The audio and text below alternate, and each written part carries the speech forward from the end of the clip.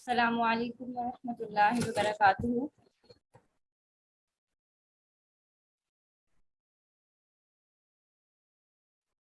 اعوذ باللہ من الشیطان الرجیم، بسم اللہ الرحمن الرحیم۔ رب اشرح لی صدری ویسر لی امری واحلل عقدۃ من لسانی یفقہوا قولی۔ ربی زدنی علما، ربی زدنی علما، ربی زدنی علما۔ ربی یسر ولا تعسر وتممہ بالخیر وبک نستعین یا فتاح یا فتاح یا فتاح۔ اللهم صل على سيدنا ومولانا محمد في أول كلامنا، اللهم صل على سيدنا ومولانا محمد في وسط كلامنا، اللهم صل على سيدنا ومولانا محمد في آخر كلامنا۔ آج ہم سورہ لقمان کو سٹارٹ کریں گے۔ پہلے اس کا ترجمہ دیکھ لیجیے۔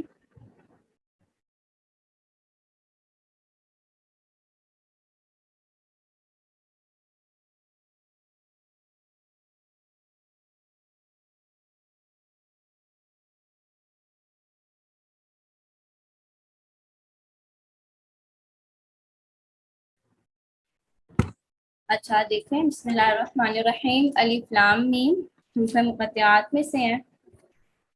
دل کا یہ آیات آیتیں ہیں کتاب الحکیمی، ایسی کتاب کی جو حکمت والی ہے۔ ہدن یہ ہدایت ہے، ورحمتن اور رحمت ہے، للمحسنین نیکی کرنے والوں کے لیے۔ قرآن ہدایت بھی ہے اور رحمت بھی ہے نیکی کرنے والوں کے لیے۔ الذین وہ لوگ یقیمون الصلاۃ جو نماز کو قائم کرتے ہیں، ویؤتون الزکوٰۃ اور زکوٰۃ کو ادا کرتے ہیں، وہم اور وہ بالآخرتی آخرت پر ہم یوقنون یقین رکھنے والے ہیں۔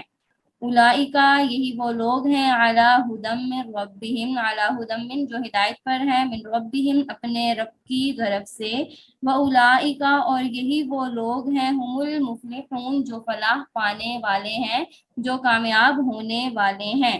ومن الناس اور لوگوں میں سے، من یشتری جو خریدے لہو الحدیثی کھیل کی باتوں کو، لیضل کہ وہ گمراہ کر دے یا ہٹا دے، عن سبیل اللہ اللہ کے راستے سے، بغیر علم بغیر کسی علم کے، وَيَتَّخِذَهَا اور بنا دے ان کو ہزواً ہنسی مذاق۔ اولئکا پس یہی وہ لوگ ہیں، لہم ان کے لیے ہے عذاب مہین ذلت کا عذاب۔ وَإِذَا اور جب تتلا پڑھی جاتی ہیں علیہ ان پر آیاتنا ہماری آیات، وَلّا تو پیٹھ پھیرتے ہیں، مستکبراً تکبر کرتے ہوئے، کأن لم یسمعها گویا کہ کأن لم گویا کہ یسمعها انہوں نے تو اس بات کو سنا ہی نہیں، کأنہ گویا کہ فی اذنیہ ان کے کانوں میں وقرن بہرے ہیں۔ فبشرہ سو آپ خوشخبری سنا دیجئے، بعذاب عذاب کی، علیم جو کہ بہت دردناک ہوگا۔ ان الذین بے شک وہ لوگ آمنو جو ایمان لائے، وعملوا الصالحات اور نیک اعمال کیے، لہم ان کے لیے جنات النعیم نعمت کے باغات ہیں، خالدین فیہا وہ ہمیشہ اس میں رہیں گے، وعد اللہ حقا اللہ کا وعدہ سچا ہے، حق ہے، وہو العزیز الحکیم اور وہ زبردست ہے، غالب ہے اور حکمت والا ہے۔ اب دیکھیں اس صورت کے اندر جو ہے وہ یہاں پر اوامر کا حکم دیا گیا ہے نا۔ سب سے پہلے یہاں پر نماز کے قیام کا حکم دیا جا رہا ہے کہ یہ وہ لوگ ہیں جو نماز کو قائم رکھتے ہیں، ٹھیک ہے۔ دوسری بات یہاں کیا بتائی جا رہی، وَيُؤْتُونَ الزَّكَاةَ اور زکوٰۃ کو ادا کرنے والے ہیں۔ اب اس آیت میں جو زکوٰۃ کا حکم ہے نا، حالانکہ یہ آیت مکی ہے، تو اس سے یہ معلوم ہوا کہ اصل جو زکوٰۃ کا حکم ہے نا وہ مکہ معظمہ میں ہجرت سے پہلے آ چکا تھا، اور جو یہ مشہور ہے کہ ہجرت کا زکوٰۃ کا جو حکم ہے وہ ہجرت کے بعد مدینہ ہجرت کرنے کے بعد ہوا، تو یہ بات نہیں ہے۔ ہجرت کا جو حکم ہے وہ مکہ مکرمہ میں نازل ہو چکا تھا، لیکن زکوٰۃ کا حکم ہجرت کے دوسرے سال میں نافذ ہوا، ٹھیک ہے نا۔ اس سے مراد یہ ہے کہ نصابوں کا مقرر کرنا اور مقدار واجب کی تفصیلات اور حکومت اسلامیہ کی طرف سے اس کی وصولی کے جتنے بھی مرحلے تھے، جتنے بھی مراتب تھے، اور مصرفین جو ہیں زکوٰۃ کے ان پر جو خرچ کرنے کے انتظامات تھے، یہ سارے کے سارے ہجرت کے دوسرے سال میں ہوئے، لیکن زکوٰۃ کی جو فرضیت ہے وہ ہجرت کے پہلے سال میں ہو چکی تھی۔ اور سورہ مزمل کی آیت میں بھی ہے وَأَقِیمُوا الصَّلَاةَ وَآتُوا الزَّکَاةَ کے تحت جو ہے وہ یہی بیان فرمایا جا رہا ہے، کیونکہ سورہ مزمل تو مکی صورتوں میں سے ہے نا، جو بالکل ابتدائی نزول قرآن کے زمانے میں نازل ہوئی ہے۔ تو اس سے ہمیں کیا معلوم ہوا کہ قرآن کریم کی اکثر آیات کے اندر نہ صلاۃ کے ساتھ جو ہے وہ زکوٰۃ کو بھی بیان فرمایا جا رہا ہے، تو ان دونوں کی فرضیت بھی ساتھ ساتھ ہوئی ہے۔ اس کے بعد اب یہ وَمِنَ النَّاسِ مَن يَشْتَرِي لَهْوَ الْحَدِيثِ، اب یہ والی جو آیات ہیں نا ہمارے پاس، ان کا شان نزول ایک واقعہ ہے، ان کے آیات کے نزول کا جو ہے وہ سبب ایک واقعہ ہے۔ اب دیکھیں یہاں پر لفظ اشترا کے جو لغوی معنی ہوتے ہیں نا، اشترا کے معنی کیا ہوتے ہیں؟ خریدنا، یشتری، ٹھیک ہے نا۔ اشترا کے جو معنی ہوتے ہیں خریدنا، اور بعض اوقات ایک کام کے بدلے میں ہم ایک کام کو چھوڑ کر اس کے بدلے میں کسی دوسرے کام کو اختیار کرتے ہیں نا، تو اس کے لیے بھی اشترا کا لفظ بولا جاتا ہے، ٹھیک ہے نا۔ اب اس آیت کا شان نزول جو ہے وہ یہ ہے کہ نضر بن حارث جو تھا مشرکین مکہ میں سے نا ایک بڑا تاجر تھا، اور تجارت کے لیے مختلف ملکوں کا سفر کیا کرتا تھا۔ تو وہ ملک فارس سے شاہان عجم اور کسرا کے جو ان کے بادشاہ گزرے تھے نا وغیرہ کے تاریخی قصے خرید کر لایا، اور جو مکہ کے مشرکین تھے نا، اس نے ان سے کہا کہ محمد صلی اللہ علیہ وسلم تو تمہیں گزشتہ جو اقوام ہے، قوم عاد ہے، قوم سمود ہے، ان کے واقعات سناتے ہیں نا، میں تمہیں ان سے بہتر چیز، یعنی جو شاہان فارس تھے، جو وہاں کے بادشاہ تھے جیسے رستم اور اسفندیار وغیرہ، میں آپ کو نا ان کے قصے سناتا ہوں۔ اب یہ لوگ نا اس کے قصوں کو شوق اور رغبت سے سننے لگے، کیونکہ ان میں کوئی تعلیم تو تھی نہیں کہ جس پر عمل کرنے کی محنت اٹھانی پڑتی، صرف جو ہے وہ لذیذ قسم کی کہانیاں ہی تھی۔ تو ان کی وجہ سے نا بہت سے مشرکین جو اس سے پہلے کلام اللہ رب العزت کا جو کلام جو قرآن ہے، اس کے اعجاز اور یکتائی کی وجہ سے اس کو سننے کے لیے تھوڑی سی رغبت رکھا کرتے تھے نا، اور چوری چوری وہ سنا بھی کرتے تھے، ان لوگوں کو بھی نا قرآن سے اعراض کرنے کا، قرآن سے جو ہے وہ روگردانی کرنے کا ایک بہانہ ہاتھ میں آ گیا۔ اور یہاں پر اس کا ایک شان نزول تو یہ بیان کیا جاتا ہے، دوسری روایت ابن عباس رضی اللہ عنہ سے جو ہے وہ فرماتے ہیں کہ یہ جو تاجر تھا نا، تو یہ باہر سے نا ایک گانے والی کنیز، ایک لونڈی جو ہے وہ خرید کر لایا تھا، اور اس کے ذریعے سے لوگوں کو قرآن سننے سے روکنے کی یہ صورت نکالی کہ جو لوگ قرآن سننے کا ارادہ کریں نا، تو وہ اپنی اس کنیز سے ان کو گانا سنواتا تھا، اور کہتا تھا کہ محمد صلی اللہ علیہ وسلم تو آپ کو قرآن سنا کر کہتے ہیں کہ نماز پڑھو، روزہ رکھو، اور یہ ایسے کام ہیں جن سے آپ کی جان پر تکلیف ہوتی ہے، مشقت اٹھانی پڑتی ہے، آؤ یہ آپ گانا سنو، اور اس میں آپ کو نعوذ باللہ من ذالک کسی طرح کی جو ہے وہ کوئی تکلیف اور مشقت نہیں ہے۔ اب قرآن کریم کی جو مذکورہ آیت ہے نا، وہ اسی واقعے میں نازل ہوئی ہے کہ وَمِنَ النَّاسِ، اور لوگوں میں سے، مَن یشتری، جو خریدتے ہیں، لہو الحدیثی، کھیل کی باتوں کو، لیضل عن سبیل اللہ، کہ اللہ کے راستے سے گمراہ کر دیں یا ہٹا دیں لوگوں کو، بغیر علم، بغیر کسی علم کے۔ اب دیکھیں یہاں پر جو لفظ ہے نا لہو الحدیث، ٹھیک ہے نا، اب اس لفظ کے معنی کیا ہے؟ تو اب اس سے مراد نا اب لہو جو حدیث ہے نا، ویسے یہ جو لفظ ہے نا، یہ باتوں اور قصے کہانیوں کے معنی میں استعمال ہوتا ہے، ٹھیک ہے نا، حدیث کا جو لفظ ہے، اور لہو کے لفظی معنی غفلت میں پڑنے کے ہیں، جو چیزیں انسان کو ضروری کاموں میں سے غفلت میں ڈال دیں وہ لہو کہلاتی ہیں، اور بعض اوقات ایسے کاموں کو بھی لہو کہا جاتا ہے کہ جن کا مقصد جن کا کوئی فائدہ نہ ہو، محض جو ہے وقت گزارنے کا ایک مشغلہ ہو، تو وہ کام بھی کس میں شامل ہے؟ لہو کے اندر شامل ہے۔ اب آیت مذکورہ میں لہو الحدیث کے معنی اور تفسیر میں مفسرین کے اقوال مختلف ہیں کہ یہاں پر جو لہو الحدیث ہے نا، اس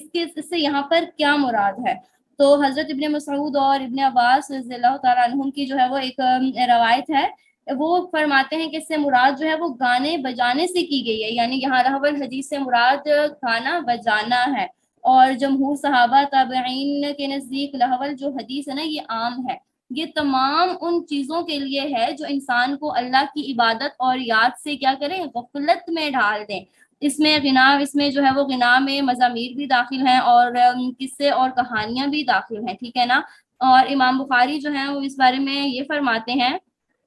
کہ لہو الحدیث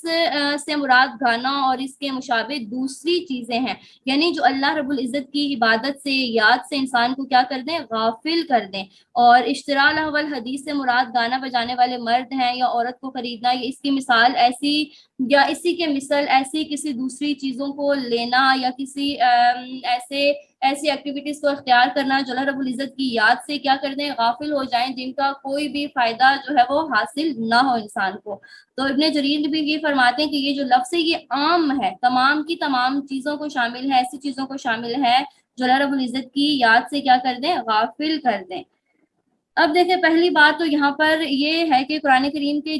قرآن کریم میں نا جتنے بھی مواقع میں لہو اور لعب کا ذکر کیا ہے نا، وہ مذمت اور برائی کے ہی مواقع ہیں، کہ جس کا ادنا درجہ جو ہے وہ مکروہ ہے، یعنی کرائیت کا ہے، ٹھیک ہے نا۔ اور آیت مذکورہ میں لہو کی مذمت کی جا رہی ہے، جو کہ بالکل واضح طور پر ہے ہمارے سامنے۔ اور حدیث مبارکہ کا مفہوم ہے کہ نبی علیہ السلام نے فرمایا دنیا کا ہر کھیل جو ہے وہ باطل ہے، دنیا کا ہر لہو، ہر کھیل باطل ہے، مگر تین چیزیں، کہ ایک یہ کہ تم تیر کمان سے کھیلو، اور دوسرا یہ کہ اپنے گھوڑے کو سدھانے کے لیے اپنے گھوڑے جیسے گھڑ سواری کی جاتی ہے، اور تیسرا یہ کہ اپنی زوجہ کے ساتھ، اپنی بیوی کے ساتھ وقت گزارو۔ اب دیکھیں جب ہم اس حدیث کو دیکھتے ہیں نا تو اس سے ہمیں کیا معلوم ہو رہا ہے کہ ہر لہو کو باطل قرار دیا جا رہا ہے، اور جن تین چیزوں کو یہاں سے مستثنا کیا جا رہا ہے، نکالا جا رہا ہے، وہ در حقیقت میں لہو میں داخل ہی نہیں ہے، کیونکہ لہو تو ہر اس کام کو کہا جاتا ہے جس میں کوئی دینی اور دنیاوی فائدہ انسان کو حاصل نہ ہو۔ جی السلام علیکم، کیا حال ہے آپ کا؟ یہ مائک ہاں میں ٹھیک ٹھاک ہوں۔ مائک اور میں تو 1.5 مہینے گاڑی نہیں سکتے۔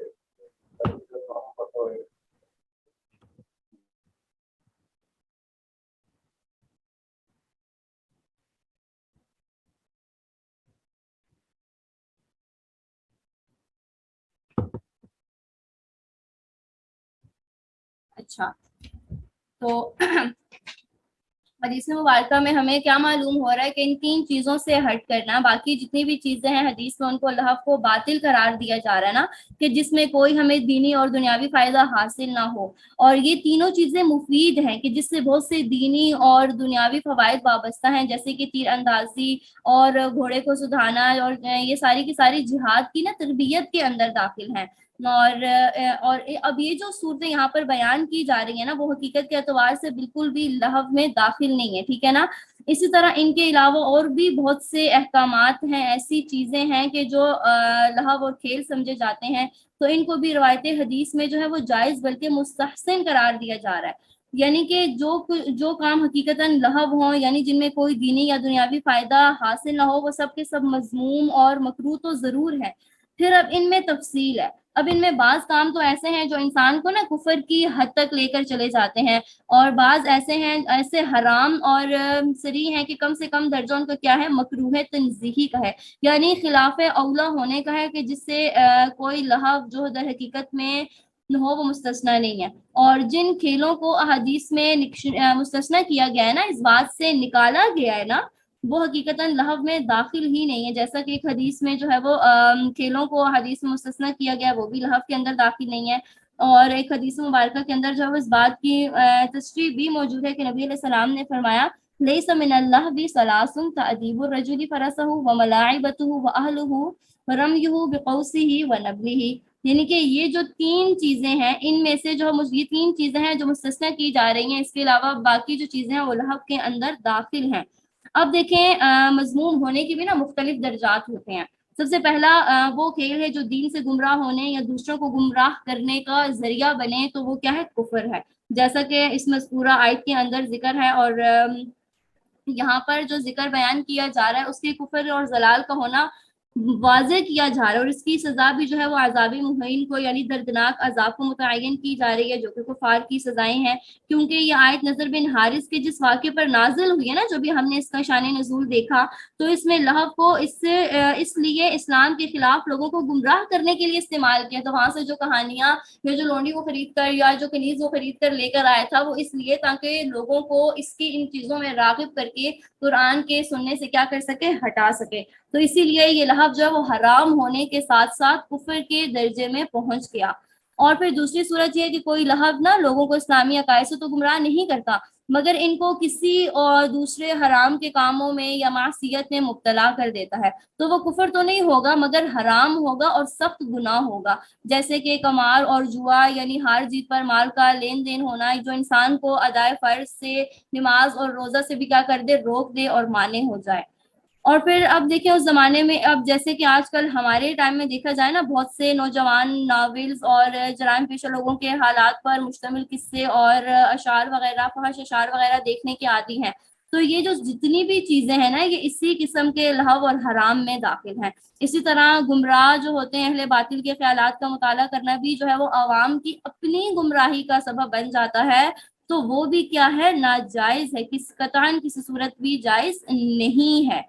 اور جن کھیلوں سے نہ تو کفر ہے، نہ کوئی کھلی معصیت ہے، نہ وہ مکروہ ہے کہ لیکن پھر بھی نا وہ ایک بے فائدہ ہے، تو کسی بھی بے فائدہ کام میں اپنی توانائی کو خرچ کرنا جو ہے وہ انسان کے لیے کسی بھی صورت میں مفید نہیں ہے، کہ آج دنیا میں ہم جو ایک ایک لمحہ گزار رہے ہیں نا، تو ہم نے کل اس کا حساب دینا ہے، تو ہم اپنے وقت کو ایسے گزاریں، اپنے اوقات کو ایسے گزاریں کہ کل اللہ رب العزت کے سامنے جاتے ہوئے ہمیں شرمندگی نہ ہو کہ میرا یہ کام، میرا یہ وقت کس چیز میں گزرا ہے۔ تو ہر بے فائدہ چیز، ہر ایسی چیز جس کا آپ کو کوئی نفع نہیں ہے، کوئی فائدہ نہیں ہے، اس چیز سے جو ہے وہ اعراض کرنا ہی جو ہے وہ ضروری ہے ہمارے لیے۔ اب یہاں پر جو ہے وہ جیسا بھی ہم نے تفصیل دیکھی، تو اب اس میں ہم دیکھتے ہیں کہ کھیلوں کے سامان کی خرید و فروخت کا حکم بھی معلوم ہمیں ہو رہا ہے نا، کہ جو سامان کفر، زلال یا حرام اور معصیت کے کھیلوں میں استعمال ہوتے ہوں، تو ان کی تجارت اور خرید و فروخت بھی کیا ہے، وہ حرام ہے۔ جو لہو اور مکروہ میں استعمال ہو رہے ہیں، ٹھیک ہے، ان کی تجارت بھی مکروہ ہے، اور جو سامان جائز اور مستثنیٰ کھیلوں میں استعمال ہو رہے ہیں، تو اس کی تجارت بھی کیا ہوگی، جائز ہوگی، اور جس سامان کو جائز اور ناجائز دونوں طرح کے کاموں میں استعمال کیا جا رہا ہے، تو اس کی تجارت بھی کیا ہوگی، جائز ہوگی۔ اب دیکھیں کہ مذموم، ممنوع اور لہو، مطلب یہ جو ہم نے الفاظ پڑھے نا، یہ ایسے ہیں کہ جس میں کوئی دینی یا دنیاوی فائدہ نہیں ہے۔ اب لیکن اس سے ہٹ کر جو کھیل جیسے کہ ورزش کے لیے اور صحت اور تندرستی باقی رکھنے کے لیے، یا کسی دوسری دینی یا دنیاوی ضرورت کے لیے، کم از کم اپنی طبیعت کی جو ہے وہ تھکن کو دور کرنے کے لیے ہوں، اور ان میں زیادہ حد درجے تک جایا نہ جائے، ان میں غلط نہ کیا جائے کہ بس انہیں کو اپنا مشغلہ بنا لیا جائے، اور باقی جو دیگر ضروری کام ہیں وہ بھی انسان چھوڑ دے اور اس میں بھی حرج ہونے لگے، تو ایسے جو کھیل ہیں نا، وہ شرعاً مباح ہیں، اور دینی ضرورت کی نیت سے ہونا، ٹھیک ہے، تو اس میں ہمارے لیے کیا ہوگا، ثواب بھی ہوگا۔ تو اب جیسے کہ اب تیر اندازی ہے، گھوڑے کی سواری ہے، اور اپنی اہلیہ کے ساتھ وقت کا گزارنا ہے، تو یہ ایسے کھیل ہیں جن کو حدیث میں کیا کیا گیا، مستثنیٰ کیا گیا ہے۔ اب دیکھیں کہ ایک روایت ہے کہ حضرت سلمہ بن اکوع تھے نا، رضی اللہ تعالیٰ عنہ، ان کی روایت ہے کہ انصاری مدینہ میں نا ایک صاحب جو ہے وہ دوڑ کے مقابلے میں بہت ماہر تھے، ٹھیک ہے نا، ریس میں کوئی ان سے جو ہے وہ آگے نہیں بڑھ سکتا تھا۔ انہوں نے ایک روز اعلان کیا کہ کوئی ہے جو میرے ساتھ دوڑ میں مقابلہ کرے، تو فرماتے ہیں کہ میں نے نبی کریم صلی اللہ علیہ وسلم سے اجازت چاہی کہ میں مقابلہ کروں، تو آپ صلی اللہ علیہ وسلم نے اجازت دے دی، تو میں بھی جو ہے وہ، تو میں نے مقابلہ کیا، اور میں کیا ہوا، اس شخص سے آگے بڑھ گیا۔ تو اب اس سے ہمیں کیا معلوم ہوا کہ یہ ریس وغیرہ کی مشق کرنا، اس کی ایکسرسائز کرنا، یہ صحت کے لیے بھی مفید ہے، اور شریعت میں اس کی اجازت بھی ہے۔ اور ایک مشہور پہلوان رکانہ نے نبی علیہ السلام سے جو ہے وہ کشتی ٹھہرائی، تو آپ صلی اللہ علیہ وسلم نے اس کو کیا کر دیا تھا، گرا دیا تھا۔ اسی طرح ہم دیکھتے ہیں کہ حبشہ کے کچھ نوجوان مدینہ طیبہ میں جو ہے وہ سپاہ گری کے جو فن تھا اس کی مشق کرنے کے لیے نیزوں وغیرہ سے کھیلا کرتے تھے، اور نبی علیہ السلام جو ہے وہ ان کا کھیل حضرت عائشہ کو اپنی پشت کے پیچھے کھڑا کر کے دکھلایا، اور ان لوگوں کو فرمایا کہ یعنی کھیل کود کرتے رہو۔ اب بعض روایات میں جو ہے وہ اس کے ساتھ ایسے الفاظ بھی آتے ہیں، یعنی میں اس کو پسند نہیں کرتا کہ تمہارے دین میں خشکی اور شدت دیکھی جائے۔ اب دیکھیں وہاں ان کی جو نیزے کی مشق ہو رہی تھی، تیر اندازی کی جو مشق ہو رہی تھی، تو یہ جہاد کے لیے بھی مفید ہے، تو اس لیے نبی علیہ السلام نے ان کو کرنے کی تلقین کی جا رہی ہے کہ اپنی انسان کے پاس اتنا ہونا چاہیے کہ انسان اپنی ذات کا محافظ تو بن سکے نا۔ اسی طرح صحابہ کرام سے منقول ہے کہ جب وہ قرآن اور حدیث کے مشاغل میں تھک جاتے تو بعض اوقات عرب کے اشعار یا تاریخی واقعات سے جو ہے وہ تاریخی واقعات بھی جو ہے وہ پڑھا کرتے تھے اور سنا کرتے تھے، لیکن وہ سارے کے سارے ایسے ہوتے تھے جو گمراہی کی طرف لے کر جانے والے نہیں ہوتے تھے، ٹھیک ہے۔ اور جیسے کہ حدیث مبارکہ میں آتا ہے کہ تم کبھی کبھی نا اپنے قلوب کو بھی آرام دیا کرو، کہ جس سے ہمیں کیا معلوم ہو رہا ہے کہ اپنے قلب کے لیے، اپنے دل و دماغ کی تفریح کے لیے بھی کچھ وقت ہمیں کیا کرنا چاہیے، نکالنا چاہیے۔ لیکن پھر وہی بات آ جاتی ہے کہ شرط ان سب چیزوں میں یہ ہے نا کہ نیت ان مقاصد کی ہو جو ان کھیلوں میں پائے جا رہے ہیں، ٹھیک ہے نا، کھیل برائے کھیل مقصود نہ ہو اور وہ بھی بقدر ضرورت ہو، اس میں جو ہے وہ زیادہ حد تک منہمک نہیں ہونا چاہیے۔ اور وجہ ان سب کھیلوں کی جواز کی یہی ہے کہ جب اپنی حد کے اندر ہوں اور لہو کی جو تعریف ہے نا وہ اس پر صادق نہ آئے، تو اس تک جو ہے وہ یہ سارے کے سارے کیا ہوں گے، جائز ہوں گے۔ اور بعض کھیل تو جو ہے وہ بالکل صراحتاً جو ہے وہ ایسے ہیں کہ جن سے منع فرما دیا گیا ہے، اگرچہ ان میں کچھ فوائد بھی تھے، ٹھیک ہے نا، جیسے کہ اب شطرنج وغیرہ کھیلنا، اور اسی طرح جو ہے وہ ہار جیت اور مال کا لین دین ہوا، لین دین جو ہوتا ہے جیسے جوا وغیرہ، تو یہ قطعی حرام ہے، یہ نہ محض دل بہلانے کے لیے کھیلے جا سکتے ہیں اور نہ ہی جو ہے وہ یہ ویسے کھیلے جا سکتے ہیں، ٹھیک ہے نا، حدیث میں ان سے منع فرمایا جا رہا ہے۔ اور نبی علیہ السلام نے فرمایا کہ جو شخص جو ہے وہ ایسا کھیل کھیلتا ہے کہ جو اسے اللہ رب العزت کی یاد سے کیا کر دے، غافل کر دے، تو وہ سبق بھی کیا ہے، جیسا کہ ہم نے حدیث میں دیکھا، وہ بھی لہو کے مفہوم کے اندر کیا ہے، داخل ہے۔ اب اسی طرح کبوتر بازی کو نبی علیہ السلام نے ناجائز قرار دیا گیا، تو عموماً ان میں جو مشغولیت ہوتی ہے نا وہ ایسی ہوتی ہے کہ انسان کو ضروری جو کام ہوتے ہیں نا جو اس کے ذمہ فرض ہیں، جیسے کہ نماز ہے اور دوسری عبادات ہے، وہ ان سے بھی غافل کر دیتی ہیں، تو اسی لیے جو ہے وہ منع کیا جا رہا ہے۔ اب ہم نے دیکھا نا کہ صحابہ کرام میں سے صحابہ کرام نے جو لہو الحدیث کی جو تفسیر بیان کی ہے ہمارے سامنے، اس میں ایک قول یہ بھی تھا کہ اس کی تفسیر جو ہے وہ گانے بجانے سے کی گئی ہے نا، اور دوسرے جو حضرات تھے انہوں نے اس کو عام رکھا ہے کہ ہر وہ چیز جو رب العزت کی یاد سے غافل کر دے وہ لہو الحدیث میں کیا ہے، داخل ہے۔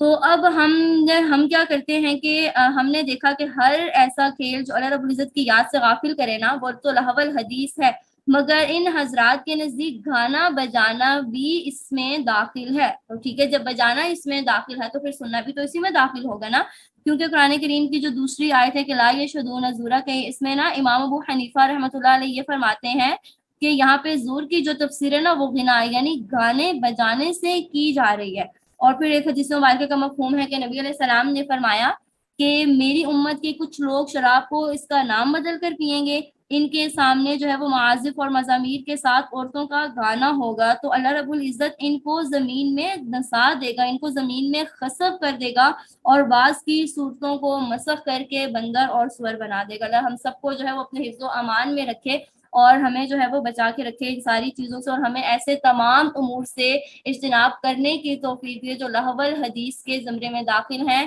اور ایسے تمام کاموں سے ہمیں اجتناب کرنے کی، ہمیں بچنے کی اللہ رب العزت توفیق ہے۔ اور حضرت ابن عباس کی روایت ہے کہ وہ فرماتے ہیں کہ نبی علیہ السلام نے فرمایا کہ اللہ نے شراب، جوئے اور طب اور سارنگی کو حرام کیا ہے، اور فرمایا کہ ہر نشہ لانے والی چیز بھی کیا ہے، وہ حرام ہے۔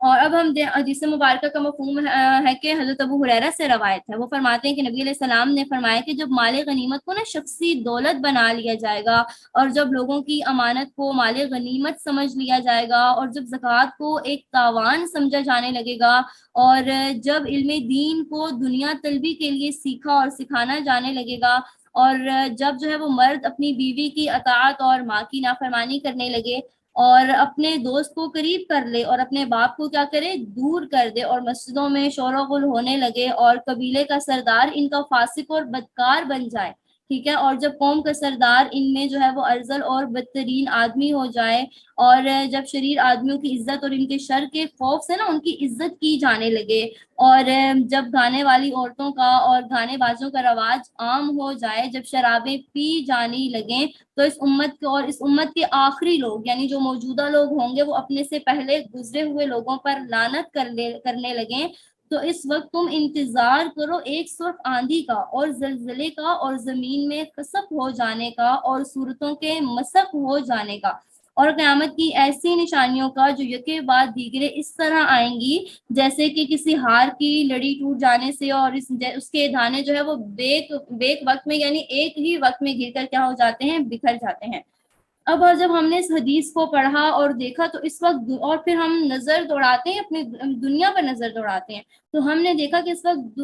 دنیا کا نا پورا کا پورا نقشہ جو ہے وہ یہی ہے، اور یہ وہ گناہ ہیں جو مسلمانوں میں عام ہو چکے ہیں اور بڑھتے ہی جا رہے ہیں۔ ان کی خبر 1400 سال پہلے نبی کریم صلی اللہ علیہ وسلم نے دی ہے، اور مسلمانوں کو اس پر متنبع کیا ہے کہ ایسے حالات سے باخبر رہیں اور گناہوں سے بچنے اور بچانے کا پورا اہتمام کریں، ورنہ جب یہ گناہ عام ہو جائیں گے تو ایسے گناہ کرنے والوں پر آسمانی عذاب نازل ہوں گے، اور پھر قیامت کی آخری علامات ظاہر ہو جائیں گی۔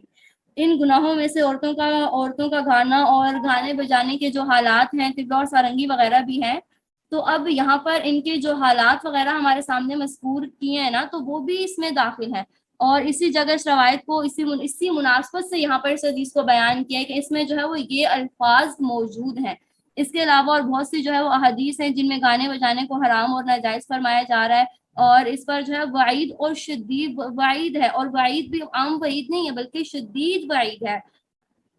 اور اس کے مقابل بعض روایات سے غنا یعنی گانے کا جواز بھی معلوم ہوتا ہے، ٹھیک ہے نا، لیکن تطبیق اس طرح سے ہے کہ جو گانا اجنبی عورتوں کا ہو، اس کے ساتھ طبلہ اور سارنگی اور مزامیر ہو، اور اس کے جو اشعار ہیں وہ فحش اور بےہودہ ہوں، اس میں دینی کوئی مناسبت نہ ہو، دینی کوئی اشعار نہ ہو، تو اور آج کل ہم دیکھتے ہیں ہمارے معاشرے میں جو سب کچھ چل رہا ہے وہ ٹوٹلی کا سارا بالکل ایسا ہی ہے، تو یہ حرام ہے۔ ہم نے اس سے خود بھی بچنا ہے اور اوروں کو بھی اس سے بچنے کی جو ہے وہ تلقین کرنی ہے۔ اور اگر محض خوش آوازی کے ساتھ کچھ اشعار پڑھ لیے جائیں نا، جیسے انسان خود کچھ اشعار پڑھ لے، تو وہ جو ہے وہ اس میں داخل نہیں ہوں گے۔ اور بعض صوفیہ کرام سے جو سننا منقول ہے نا، وہ اسی قسم کے جو ہے وہ جائز غنا کا ہے، جیسے کہ عموماً اشعار ہوتے ہیں صحابہ کے حوالے سے ہوں، نبی علیہ السلام کی سیرت کے حوالے سے ہوں، تو ایسے اشعار کو ہم پڑھ بھی سکتے ہیں، ہم سن بھی سکتے ہیں، لیکن اس سے ہٹ کر کچھ ایسے اشعار ہوں جن کا کوئی مقصد نہ ہو، کوئی فائدہ نہ ہو، تو ایسے اشعار کے سننے اور پڑھنے سے بھی بہتر اور اولا یہی ہے کہ ان اشعار کے سننے اور پڑھنے سے بھی کیا کیا جائے، اجتناب کرنا چاہیے، ان اشعار کے سننے اور پڑھنے سے بھی خود کو بچانا چاہیے۔ تو اب ہم نے یہاں پر لہو الحدیث میں جو ہم نے دیکھا، تو اب اس کے خلاصے کی طرف اگر ہم جائیں نا، تو ہر وہ چیز، پھر وہی ٹو دا پوائنٹ بات اس میں وہی ہمارے پاس آ جاتی ہے کہ ہر وہ چیز جو ہمیں اللہ رب العزت کی یاد سے غافل کر لے، وہ لہو الحدیث کے زمرے کے اندر جو ہے وہ داخل ہو جاتی ہے۔ تو ہم نے ہر ایسی چیز سے بچنا ہے، انشاءاللہ جو ہے وہ پختہ عہد کریں، ارادہ کریں کہ ہم نے ہر ایسی چیز سے اجتناب کرنا ہے جو ہمیں اللہ رب العزت کی یاد سے غافل کر دینے والی ہو۔ آگے دیکھیے، خلق السماواتی، اللہ رب العزت نے پیدا کیا آسمانوں کو، بغیر عمد، بغیر کسی ستون کے۔ ہم دیکھتے ہیں کیا ہمیں آسمان کے نیچے کوئی پلر کھڑے ہوئے نظر آ رہے ہیں؟ ہم نے اگر ایک چھت بھی بنانا ہوتا ہے نا، تو اس کے لیے بھی ہم دیواروں کا سہارا لے رہے ہوتے ہیں، لیکن اللہ رب العزت اپنی قدرت کو یہاں سے بیان فرما رہے ہیں کہ اللہ رب العزت نے اتنے بڑے آسمان کو جو ہے وہ بغیر کسی ستون کے کھڑا کر دیا، بغیر کسی پلر کے کھڑا کر دیا۔ ہم جہاں پر بھی نظر دوڑائے ہمیں آسمان بالکل ایک جیسا نظر آئے گا، کہیں پہ اس کے اندر ہمیں کوئی ایسی چیز نظر نہیں آئے گی۔ اور اس کے بعد اللہ رب العزت فرما رہے ہیں وَأَلْقَى، اور رکھ دیے فی الارض، زمین میں، رواسیا، پہاڑوں کو نا زمین میں جو ہے وہ گاڑ دیا۔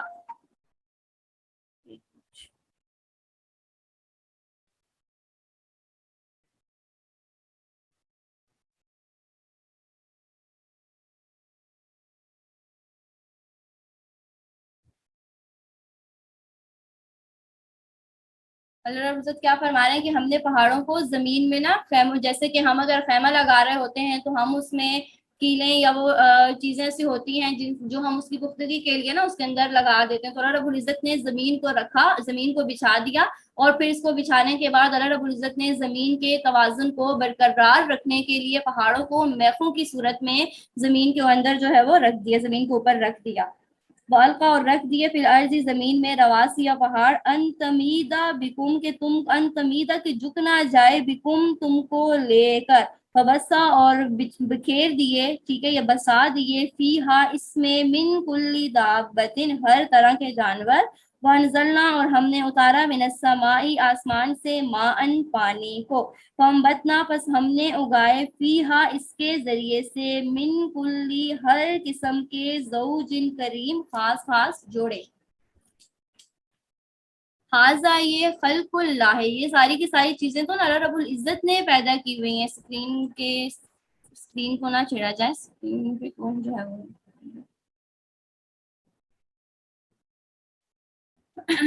हाजा खल्कुल्लाह है, ये सारी की सारी चीजें हैं जो अल्लाह रब्बुल इज्जत ने बना दी है। फअरूनी सो तुम मुझे दिखाओ, माजा खलकल्लज़ीना उन लोगों ने क्या बनाया, मिन दूनिही जो अल्लाह के सिवा है, अल्लाह के सिवा जिनको तुम अल्लाह का शरीक ठहरा रहे हो ना, तो तुम मुझे ये बताओ, दिखाओ उन लोगों ने क्या चीज बनाई। क्या कोई ऐसी चीज एक भी है जो अल्लाह रब्बुल इज्जत से हटकर उन लोगों ने बनाई हुई हो। वलिल जालिमूना बल्कि ये जो जालिम बेइंसाफ लोग हैं, फी ज़लाल मुबीन ये सरी की सरी गुमराही के अंदर भटकते जा रहे हैं। अब देखिए यहाँ पर अल्लाह रब्बुल इज्जत ने क्या फरमाया कि खलक़ समावाति बिगैरि आमदिन तरौनहा, अल्लाह रब्बुल इज्जत ने आसमान को पैदा किया बगैर किसी सितून के, बगैर किसी जो है वो चीजों के। यहाँ पे देखो तरौनहा को आमद की सिफ्त करार दिया जा रहा है ना, और इसकी जो इसमें हा ज़मीर है ना, तरौनहा में जो हा ज़मीर हमारे पास है ना अरबी में, जैसे कि ज़माइर इस्तेमाल की जाती है, जैसे हम कहते हैं कि ये चीज उसकी है। अब उसकी जैसे अगर इसको हम अरबी में किसी की तरफ मंसूब करना चाहें तो हम ज़मीर को इस्तेमाल करेंगे, मुज़क्कर के लिए मुज़क्कर की ज़मीर को, मोनस के लिए मोनस की ज़मीर को। खैर ये एक अलग बहस है। यहाँ पर फिलहाल इतना समझ लीजिए कि तमीज़ हा में ये जो हा ज़मीर है यहाँ पर ना, अब ये जो ज़मीर है ना ये आमद की तरफ राजे है, ठीक है ना। तो फिर इसका माना ये होगा कि अल्लाह रब्बुल इज्जत ने आसमानों को पैदा किया बगैर सुतूनों के जिनको तुम देखते हो। यानी अगर सुतून होते ना तो तुम इनको देखते, फिर वो तुम्हें नजर भी आते ना। जब तुम्हें सुतून नजर नहीं आ रहे हैं, आसमान इतना बड़ा आसमान जो है वो बगैर किसी उसके छत के सुतूनों के बगैर खड़ा नजर आ रहा है, तो इससे क्या मालूम हुआ कि सुतून बनाए नहीं जा रहे हैं। और इसी आयत की एक दूसरी तोजी भी यहाँ पर की जा रही है। दूसरी सूरत यह है कि तरौनहा की जमीर जो है ना ये समावात की तरफ राजे है, ठीक है। यहाँ पर ये जो हमारे पास हा जमीर है ना, ठीक है, ये जो हा जमीर हमारे पास है ना ये आमद की तरफ नहीं बल्कि इससे पहले ये जो लफ्ज समावात आ रहा है ना ये इसकी तरफ लौट रही है, ठीक है ना। अगर अब ये समावात की तरफ लौटती है ना ये जमीर हमारे पास, तो फिर आयत का माना क्या होगा कि माना आयत के फिर हम ऐसे करेंगे कि अल्लाह रब्बुल इज्जत ने आसमानों को बगैर सुतून के पैदा किया जैसा कि तुम देख रहे हो, ठीक है। अब यहाँ पर हम देखें पहली तरकीब की सूरत में एक माना भी किए, कई एक की जगह ना हम कई माना भी कर सकते हैं, ठीक है ना। आसमान सुतूनों पर कायम है, आसमान जो है वो सुतूनों पर कायम है, क्या तुम उनको देख सकते हो? नहीं ना। तो मतलब कि आसमान सुतूनों पर कायम नहीं है, जब भी हमें कोई सुतून नजर नहीं आ रहे हैं। अब इस आयत में ना दर हकीकत जो बयान करना मकसूद है ना, अल्लाह रब्बुल इज्जत ने अपनी कुदरत कामला को बयान करना मकसूद है। अल्लाह रब्बुल इज्जत ने अपनी कुदरत से आसमान बना दिया, जमीन को बिछा दिया, जमीन के ऊपर पहाड़ों को, खैमों की पहाड़ों को जो है वो महफों की सूरत में रख दिया। उसके बाद अल्लाह रब्बुल इज्जत ने हर तरह के जो है वो चौपाए, हर तरह के हैवानात अल्लाह रब्बुल इज्जत ने जमीन में बिखेर दिए। और फिर अल्लाह रब्बुल इज्जत ने आसमान से पानी बरसाया और उस पानी के जरिए से बंजर जमीन को सैराब किया, जमीन से तरह तरह की मुख्तलिफ चीजें हमारे पास निकल कर आ रही हैं। तो ये सारी की सारी चीजें तो अल्लाह रब्बुल इज्जत ने बनाई है ना। अल्लाह रब्बुल इज्जत ने यहाँ पर अपनी जो है वो कुदरत कामला को बयान करना जो है वो मकसूद है। लेकिन यहाँ पर ना एक सवाल होता है, अब है वो ये इसका मुकम्मल गोल होना कुरान और हदीस की रूह से साबित नहीं है, बल्कि बाज आयात और रवायात से इसका जो है वो ना एक कुब्बा की शक्ल में, एक स्क्वायर की शक्ल में होना मालूम होता है। तो इनका कहना ये है कि एक हदीस में जो हर रोज आफ्ताब का तख्तुल अर्श पहुंचकर सजदा करना मज़कूर है, वो इसी सूरत पर हो सकता है कि आसमान मुकम्मल गोल ना हो। तो इस सूरत में इसी सूरत में जो है वो इसकी हम जिहाद को मुतय्यन कर सकते हैं। तो जब इसकी जिहाद मुतय्यन हो सकती है ना, तो जिहाद और मुतय्यन उसी चीज से, जिहाद और सिमत हम उसी चीज से मुतय्यन करेंगे जो चीज हमारे सामने जिसका जो है वो गोल होना नहीं होगा। तो इससे हमारे पास क्या हो रहा है कि ये बात लाजिम नहीं है कि आसमान गोल ही है और ये तो बस गोल है, तो इसके जो है वो गोल होने में, इसके पिलर्स के ना होने में कौन सी खुसूसियत है, ये कौन सी कोई बात है? नहीं। सबसे बड़ी बात है आसमान की तख्लीक ही, ठीक है ना, अल्लाह रब्बुल इज्जत की कुदरत कामला की वाज़िहा निशानी है। और फिर जो है वो ये बात हकीकत में नहीं कि आसमान भी गोल है और जमीन भी गोल है। हो सकता है हमारी फाहम और हमारी समझ के एतबार से हमारे सामने ये चीज ऐसी आ रही हो। آگے جو ہے وہ ترجمہ دیکھ لیجیے. وَلَقَدْ تحقیق آتَینا ہم نے دی لقمان علیہ السلام کو حکمت ان یہ کہ انشکر کہ وہ شکر ادا کرنے للہ اللہ کا. وَمَن یشکر جو کوئی شکر ادا کرتا ہے فَإِنَّمَا يَشْكُرُ لِنَفْسِهِ بے شک وہ شکر ادا کرتا ہے اپنے بھلے کے لیے اپنے ہی نفس کے فائدے کے لیے. وَمَن كَفَرَ پس جس نے کفر کیا فَإِنَّ اللَّهَ بے شک اللہ رب العزت غنی وہ بے پرواہ ہیں حمید اور خوبیوں والے ہیں. وَإِذْ قَالَ اور جب کہا لقمان علیہ السلام نے ابن ہی اپنے بیٹے سے وہوا اور وہ یعظہ اسے نصیحت کر رہے تھے یا بنیا کہ اے میرے بیٹے لا تشرک تم شرک نہ ٹھہرانا شریک نہ ٹھہرانا باللہ اللہ کے ساتھ کسی کو بھی ان شرکا کہ بے شک شرک لظلم عظیم یہ صریح ظلم ہے. وصینا الانسان اور ہم نے وصیت کی انسان کو بوالدیہ اپنے والدین کے ساتھ حسن سلوک کرنے کی. حملتہ اس کی ماں نے اس کو حمل میں رکھا وہنن تکلیف میں تھک کر اعلیٰ وہنن تھکنے پر تھک کر وفصالہ یا تکلیف اور تکلیف پر وفصالہ اور اس کا دودھ چھڑانا فی عامینی وہ 2 سالوں میں ہے. ٹھیک ہے. انشکر یہ کہ کیا کریں شکر ادا کریں للہ اللہ رب العزت کا. ومن یشکر اور جس نے شکر ادا کیا فانما یشکر یہ کہ اس کا شکر ادا کرنا لنفسی اس کے اپنے نفس کے لیے ہوگا. ومن کفر اور جس نے کفر اختیار کیا فان اللہ پس بے شک اللہ رب العزت غنی خوب غنی ہے حمید اور غنی ہے بے پرواہ حمید اور خوبیوں والے ہیں.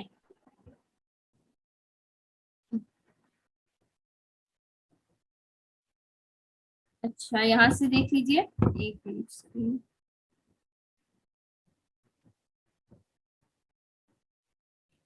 فصال ہو اور اس کا دودھ چھڑانا فی عامینی 2 سالوں میں ہے. انشکر کے شکر ادا کرے لی میرا ولی والدی کو اور اپنے والدین کا و الی المصیر اور میری ہی طرف جو ہے وہ لوٹ کر آنا ہے.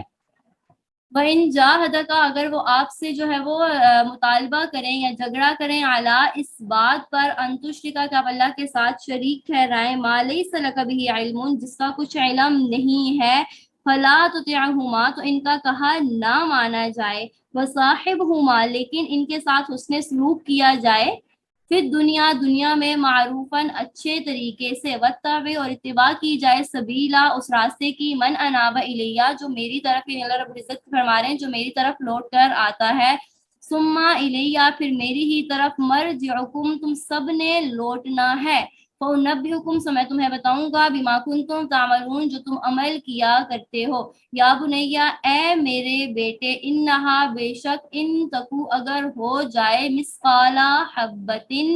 ایک چھوٹا سا ٹھیک ہے نا مثقالا حبتن ایک چھوٹا سا ذرہ من خردلن رائی کے دانے کے برابر فتکن اور پھر وہ ہو فی صخرتن کسی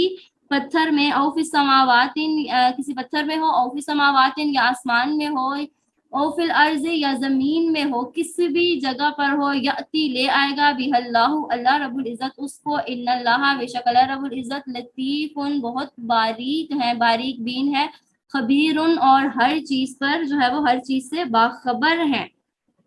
یا بنیا اے میرے بیٹے اقیم الصلاۃ نماز کو قائم کرو یہ نصیحت کر حضرت لقمان علیہ السلام. وامر اور حکم دو بالمعروفی نیکیوں کا ونہا اور روکو عن المنکری برائیوں سے وصبر اور کیا کرو صبر کرو.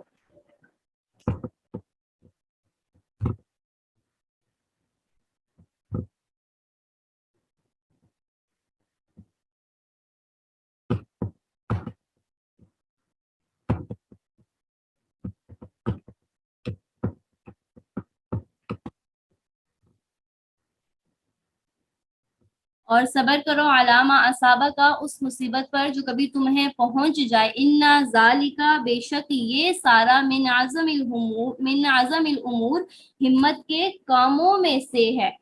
ولا تصعر اور آپ نہ پھیلائیں نہ پھلا کر رکھو خدا کا اپنے جو ہے وہ گالوں کو للناسی لوگوں کے لیے. ولا تمشی اور نہ چلو فی الارض زمین میں مرحن اترا کر چلنا اکڑ کر چلنا. ان اللہ بے شک اللہ رب العزت لا یحب پسند نہیں کرتا کلی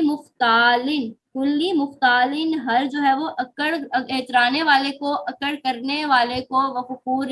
اور شیخی بکھارنے والے کو بڑی بڑی باتیں کرنے والے کو. وقصد اور چلو فی مشی کا اپنی چال میں درمیانہ روی کے ساتھ، وغضض اور پست رکھو، آہستہ رکھو، من صوتی کا اپنی آواز کو، انا بے شک انکر الاصواتی آوازوں میں سب سے بری آواز، لصوت الحمیر وہ کس کی ہے؟ گدھے کی ہے۔ اب ہم نے یہ جو دوسرا رکوع پڑھا، اب ہم اس کی نا تشریح دیکھ لیتے ہیں۔ اس میں دیکھیں سب سے پہلے یہاں پر نا ہمارے پاس حضرت لقمان علیہ السلام کا جو ہے وہ سٹارٹ ہو رہا ہے کہ حضرت لقمان علیہ السلام نے کیا کہا۔ اب یہاں نا پہلے ہم حضرت لقمان علیہ السلام کے بارے میں تھوڑی سی تفسیر ان کے بارے میں پڑھ لیتے ہیں۔ حضرت لقمان علیہ السلام کون تھے؟ ٹھیک ہے، اب دیکھیں حضرت لقمان علیہ السلام کے بارے میں جو ہے وہ آتا ہے کہ حضرت لقمان علیہ السلام نا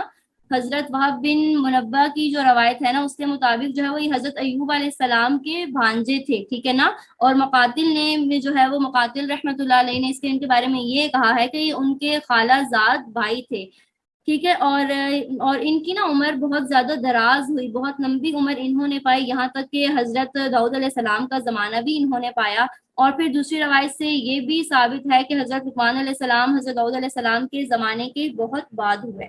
اب دیکھیں اب حضرت داؤد علیہ السلام نے کیا تھے؟ یہ ولی تھے یا یہ نبی تھے؟ ٹھیک ہے نا۔ تو ابن کثیر رحمۃ اللہ علیہ جمہور سلف کا جو ہے اس بات پر اتفاق ہے کہ وہ نبی نہیں تھے، ٹھیک ہے۔ صرف حضرت اکرمہ سے ان کا نبی ہونا نقل کیا جا رہا ہے، مگر اس کی سند بھی کیا ہے؟ ضعیف ہے۔ اور امام بغوی نے فرمایا ہے کہ اس بات پر اتفاق ہے کہ وہ فقیہ اور حکیم تھے، وہ نبی نہیں تھے۔ اور ان کے بارے میں جو ہے وہ ایک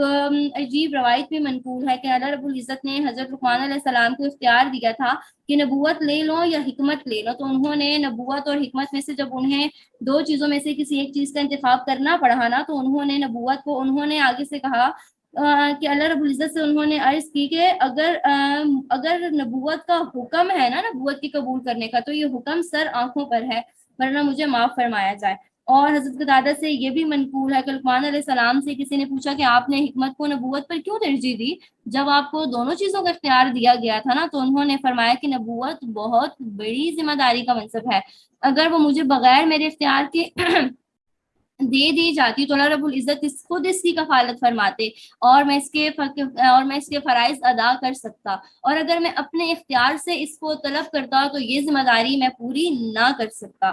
اب جب ہمیں معلوم ہوگا کہ حضرت لقمان علیہ السلام کیا تھے، وہ نبی نہیں تھے نا، پھر ان کو یہ جو حکم دیا جا رہا ہے نا کہ انشکر، کہ آپ کیا کریں؟ شکر ادا کریں، انشکر للہ، اللہ رب العزت کا شکر ادا کریں۔ اب ان کو یہ جو حکم دیا جا رہا ہے تو یہ حکم ان کو کیسے دیا جا رہا ہے؟ وہ تو نبی نہیں تھے نا، تو ان کو کس طرح سے حکم دیا جا رہا ہے؟ تو ہم نے تو وحی کے طریقے بھی پڑھے، کلاس کے سٹارٹ میں وحی کی صورتیں بھی پڑھ لی، اور وحی تو کسی نبی کے پاس آ سکتی ہے، غیر نبی کے پاس تو نہیں آ سکتی نا۔ لیکن آپ کو یاد ہو تو ہم نے الہام کے بارے میں بھی پڑھا تھا، ٹھیک ہے، اور الہام جو ہے وہ نبی اور غیر نبی دونوں کے لیے خاص ہے، دونوں کو آ سکتا ہے، لیکن نبی کے الہام میں اس کو متعین کر دیا جاتا ہے کہ اس کا الہام یقینی ہے اور یہ اللہ رب العزت کی طرف سے ہے، ٹھیک ہے نا۔ تو اب دیکھیں یہاں پر تو ان کو یہ جو حکم دیا گیا نا، تو یہ حکم بھی ان کو الہام ہی کے ذریعے سے دیا جا رہا ہے، یعنی دل میں ان کے اللہ رب العزت کی طرف سے یہ بات ڈال دی گئی تھی۔ اب دیکھیں یہاں پر جو ہے وہ ان کو جو حکم دیا جا رہا ہے نا، حضرت لقمان علیہ السلام کو شکر ادا کرنے کا حکم دیا جا رہا ہے، ٹھیک ہے۔ پھر اس کے بعد اب دیکھیں یہاں پر جو ہے وہ انشکر لی، اس میں ایک احتمال تو یہ بھی ہے کہ یہاں پر قلنا محذوف مانا جائے، کہ یہاں پر نا یہ لفظ حذف ہے، مطلب یہ ہوگا کہ ہم نے لقمان علیہ السلام کو حکمت دی اور ان کو ساتھ میں یہ حکم بھی دیا کہ وہ میرا شکر ادا کریں۔ اور بعض حضرات نے جو ہے وہ اس کی حکمت کی تفسیر یہ فرمائی ہے کہ اللہ رب العزت نے ان کو حکمت دینے کے بعد جو شکر ادا کرنے کا حکم دیا نا، کیونکہ نعمتوں کا شکر گزار ہونا سب سے بڑی حکمت ہے کہ انسان اللہ رب العزت نے جو اس کو نعمتیں دی ہیں نا، ان پر وہ شکر ادا کرنے والا بن جائے اللہ رب العزت کا۔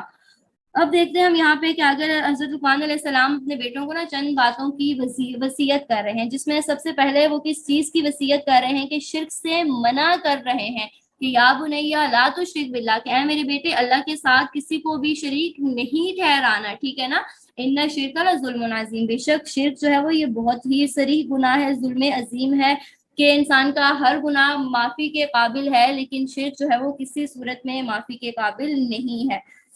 اور پھر دوسری بات جو ہے وہ والدین کی اطاعت اور فرمانبرداری کا حکم دیا جا رہا ہے نا، کہ والدین کے ساتھ جو ہے وہ ان کی اطاعت کرنی ہے، ان کی فرما برداری کو اختیار کرنا ہے، لیکن جو ہے وہ اب یہاں پہ نا مستثنا کر دیا کہ شرک ایسا حکم ہے، یہ شرک کا جو حکم ہے، شرک کا جو حکم دیا جا رہا ہے کہ شرک نہیں کرنا، تو اس کے بارے میں مزید وضاحت کر دی کہ والدین کے ساتھ حسن سلوک تو کرنا ہے، ٹھیک ہے نا، والدین کے ساتھ سب کچھ کرنا ہے، ان کی اطاعت کرنی ہے، ان کی فرما برداری کرنی ہے، لیکن اگر والدین بھی شرک کرنے کا حکم دیں، مشرک ہونے کا حکم دیں، تو ان کی بھی اس بات کو نہیں مانا جائے گا، بلکہ لیکن اب یہ بات نہیں کہ ہم ان کی بات نہیں مان رہے، ہم ان سے الگ ہو جائیں، قطع تعلقی کر لیں، نہیں، پھر بھی ان سے صلہ رحمی کرنی ہے، پھر بھی ان کے ساتھ حسن سلوک کیا ہے، کرنا ہے۔ اور اس کے بعد جو ہے وہ کیا کہا جا رہا ہے کہ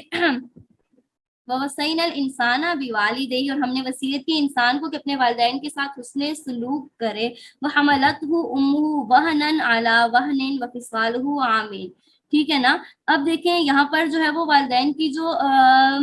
شکر گزاری کا حکم دیا جا رہا ہے نا، تو اس کی ایک حکمت یہ بھی یہاں پر بتا دی کہ اس کی ماں نے اس کے وجود اور بقا میں بڑی محنت برداشت کی ہے، کہ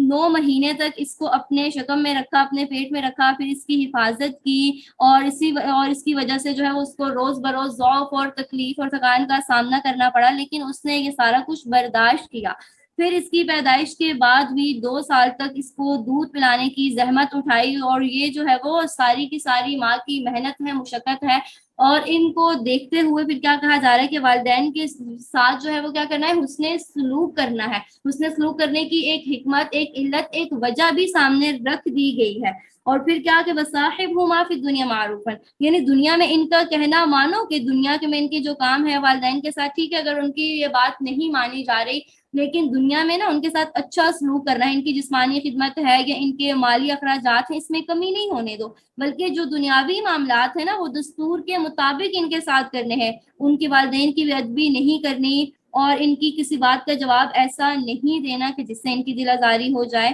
تو مطلب یہ کہ ان کی کفر اور شرک کے معاملے میں تو ان کی دل آزاری ہوگی، وہ تو مجبوری ہے نا کہ ان کے حکم کو نہیں مانا جا سکتا، لیکن جو ہے وہ اس سے ہٹ کر جو ہے وہ باقی ان کے کسی حکم کو نہیں رد کیا جائے گا، بلکہ ان کے جو فرائض ہیں، جو ان کی خدمات ہیں، وہ ساری کی ساری جو ہے وہ اسی طرح سے ادا کی جائیں گی۔ پھر آگے جو ہے وہ اپنے بیٹے کو کیا جو ہے وہ حکم دے رہے ہیں، آگے اپنے بیٹے کو بتا رہے ہیں کہ اے میرے بیٹے، اگر کوئی چھوٹا سا ذرہ بھی ہوگا نا، آسمان میں ہوگا، زمین میں ہوگا، کسی بھی جگہ پر ہوگا، تو اللہ رب العزت اس کو کیا کریں گے، لے کر آ جائیں گے، یعنی اللہ رب